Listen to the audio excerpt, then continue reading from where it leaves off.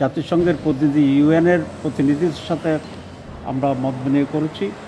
তারা বাংলাদেশের বর্তমান অবস্থা, এখানকার যে বিচার হচ্ছে সেই বিচার ব্যবস্থা, আগামী দিনের বাংলাদেশের উন্নয়ন, ডেমোক্রেসি এবং একটি ফেয়ার নির্বাচন, এসব বিষয়ে মত বিনিময় করতে এসেছিলেন এবং আমাদের সাথে এই সকল বিষয়ে কথা হয়েছে। জামাত বাংলাদেশকে কিভাবে দেখতে চায়, বিভিন্ন বিষয়ে জামাতের যে স্ট্যান্ড কি সেটা তারা জানতে চেয়েছে। আমরা আমাদের দলের পক্ষ থেকে বলেছি,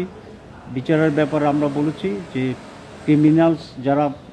আছেন তাদের বিচার হইতে হবে, তবে সেটা যেন ফেয়ার হয়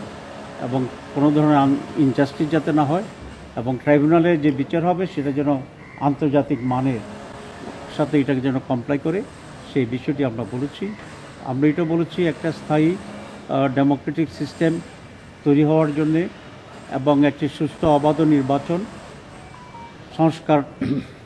প্রয়োজনীয় সংস্কার শেষে যথাসম্ভব শিক্ষক যাতে অনুষ্ঠিত হয় এ ব্যাপারে আমরা কথা বলেছি, এবং যাতে ইলেকশনটি ফেয়ার, পার্টিসিপেটরি এবং অবাধ হইতে পারে সে ব্যাপারে যে সকল প্রয়োজনীয় অ্যামেন্ডমেন্ট দরকার সেই অ্যামেন্ডমেন্টগুলো যেন যত শীঘ্র সম্ভব করা দরকার, এবং একটি ন্যাশনাল কনসেনসাসের মাধ্যমেই প্রয়োজনীয় অ্যামেন্ডমেন্টগুলো যাতে গৃহীত হয় এবং সে আলোকে যেন এই সরকার একটি সুষ্ঠু নির্বাচন করে, এটা যেন তাদের অগ্রাধিকার হয়।